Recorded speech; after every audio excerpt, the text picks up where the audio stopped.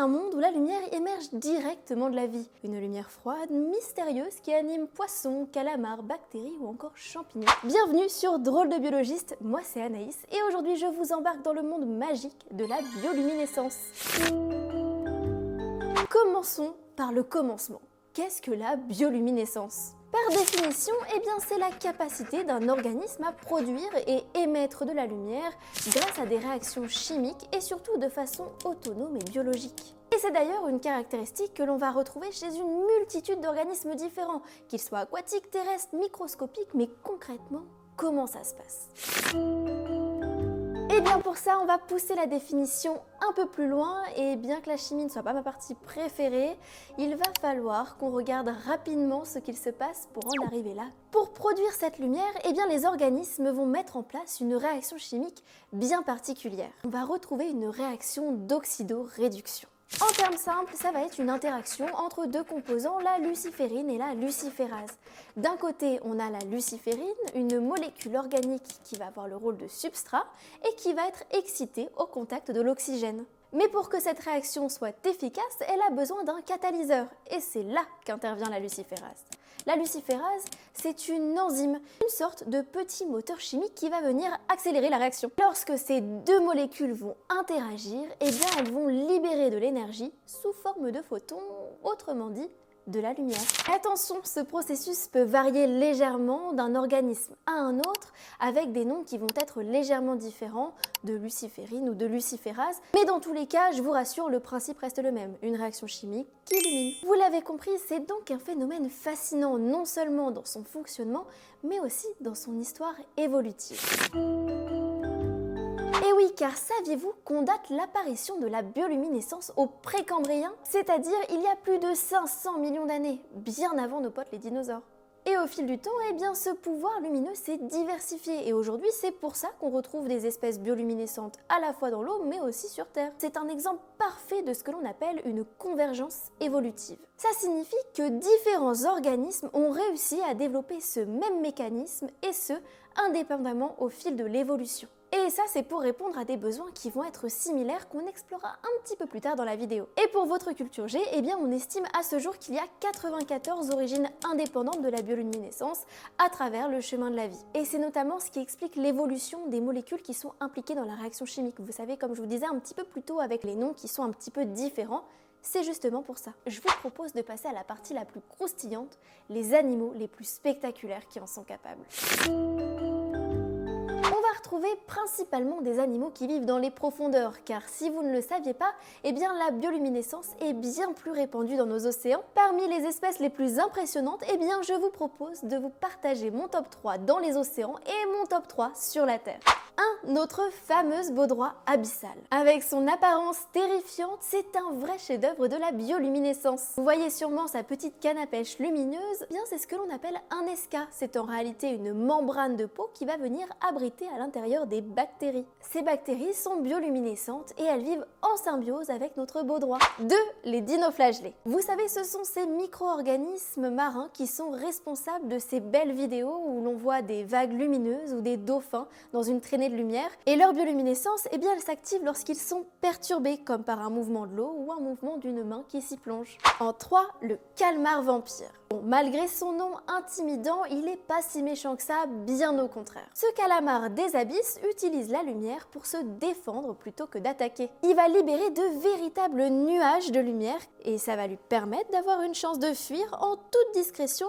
Passons sur la Terre. Alors sur la Terre, la bioluminescence c'est plus rare, mais vous allez voir, elle est tout aussi captivante. Par exemple, elle éclaire les nuits, un soir d'été, en commençant avec les lucioles. Ces insectes emblématiques qui possèdent des organes lumineux que l'on appelle des photophores. Ils sont situés au bout de leur abdomen et chaque espèce de luciole va avoir un code lumineux qui lui est propre. C'est une forme de séquence de flash spécifique qui va être utilisée pour pouvoir attirer et séduire un partenaire. Mais dites-vous bien que ce phénomène existe déjà depuis des millions d'années. On a retrouvé récemment un fossile de lucioles qui datait d'il y a 99 millions d'années et qui prouvait qu'elles étaient déjà capables de produire de la lumière. En 2, les champignons bioluminescents. Et oui, dans les forêts humides du monde entier, il y a des champignons que l'on appelle les foxfires qui sont capables de bioluminescence. Ils brillent d'une couleur verte ou alors d'un bleu un un peu surnaturel, c'est impressionnant, je dois avouer que j'aimerais énormément le voir de mes propres yeux. En 3, ces petits coléoptères bioluminescents. Ce sont des coléoptères qui possèdent des organes lumineux à l'avant de leur thorax. Ça leur permet de briller comme des petites lanternes pour avertir de leur toxicité.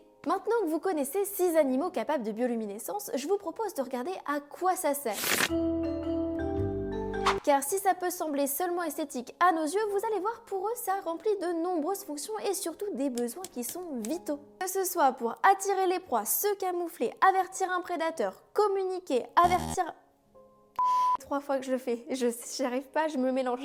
Que ce soit pour se camoufler, attirer une proie, avertir un prédateur, communiquer ou encore séduire un partenaire, comme vous pouvez le voir, c'est une liste non exhaustive de toutes les fonctions que permettent la bioluminescence. Mais il me reste un organisme capable de bioluminescence à vous présenter. Je suis sûre que vous ne le connaissez pas, dites-le moi en commentaire, mais je suis prête à parier, tout simplement parce que ce sont nous. Les humains, on est capable de bioluminescence, oui, c'est juste qu'on ne le sait pas forcément parce que ça n'est pas visible. Notre bioluminescence est extrêmement faible, mais notre corps émet bien des lumières et ça, ce n'est perceptible qu'avec des appareils photo qui sont extrêmement sensibles, donc effectivement, on ne brille pas comme de petites lucioles dans la nuit, mais ça n'enlève rien au fait que ce soit extraordinaire et ça vous permettra de ressortir l'anecdote au prochain repas de famille. Avant de passer aux applications de la bioluminescence dans les domaines de la médecine ou des technologies, je vous propose de faire un point pour ne plus confondre la bioluminescence avec la fluorescence, phosphorescence, luminescence, tous ces termes qui ont de quoi nous créer des nœuds au cerveau, mais vous allez voir, on va faire simple et survoler ça très rapidement pour ne plus se tromper.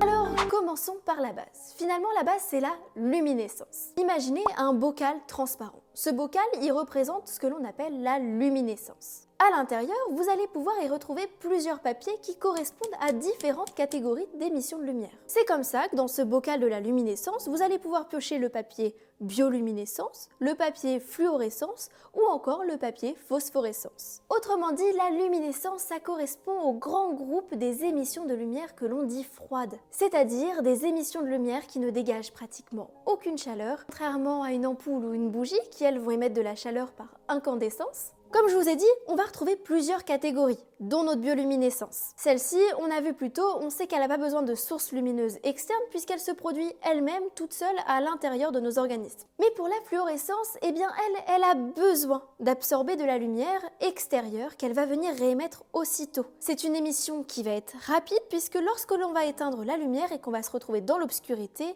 la fluorescence disparaît. La phosphorescence, quant à elle, c'est presque pareil. Sauf que cette fois-ci, la libération de lumière, quand elle est réémise, elle est nettement plus lente. Quand on va éteindre la lumière et qu'on va avoir un objet phosphorescent, il va continuer à émettre de la lumière même dans le noir. D'ailleurs, c'est le moment de mettre un petit commentaire ou de vous abonner, si ce n'est pas déjà fait. Si vous aviez vous aussi toutes ces petites étoiles sur votre plafond quand vous étiez petit, c'était des étoiles phosphorescentes. Trêve de plaisanterie, je vous propose de regarder désormais comment l'humain utilise la bioluminescence dans la biotechnologie ou encore dans la médecine. Et oui, car en médecine, par exemple, la bioluminescence est un réel outil de recherche. Par exemple, certains chercheurs vont utiliser des molécules bioluminescentes qui vont servir à suivre l'évolution de cellules cancéreuses ou à comprendre certains mécanismes biologiques complexes. Mais elle est aussi utilisée dans notre vie quotidienne avec des chercheurs qui travaillent sur des projets inspirés par la bioluminescence, comme des lampes ou des plantes lumineuses qui pourraient un jour remplacer nos ampoules et offrir un éclairage public plus écologique et durable. Vous savez tout sur la bioluminescence, un phénomène qui mêle biologie, chimie et magie. Et si cette vidéo vous a éclairé, n'oubliez pas de laisser un petit pouce bleu, un petit commentaire, de vous abonner sur mes différents réseaux. Et moi, je vous remercie infiniment d'avoir regardé cette vidéo jusqu'au bout et je vous dis à très bientôt sur Drôle de biologiste pour une nouvelle plongée au cœur de la science.